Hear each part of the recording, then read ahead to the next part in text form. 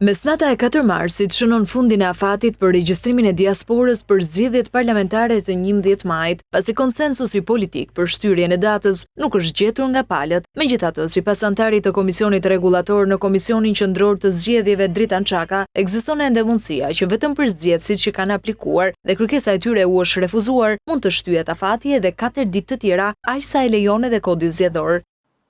Kuptohet që ditët e fundit ka pasur dhe diskutime intensive midis dhe forcave politike dhe me sa është vënë re ka pasur dhe një dakordsi dje për pjesën e shtyrjes së afatit, vetëm për një pjesë të atyre votuesve të cilët gjatë në këto momente kanë bërë kërkesë në perë dhe ajo ju është refuzuar.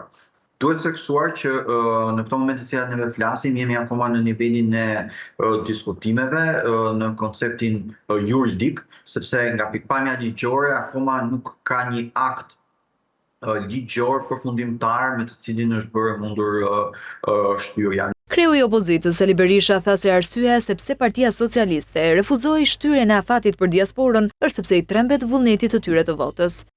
Edi Rama personalisht në vitin e diasporës urdhëroi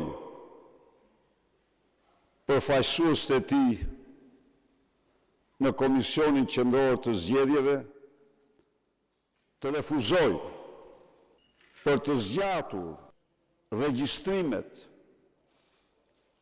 e diasporës e anëtarëve të diasporës. Refuzimi kategorik dëshmon frikën dhe tmerrin që i ka kapur ata dhe partinë e tyre të krimit nga vota e lirë e shqiptarëve jashtë vendi.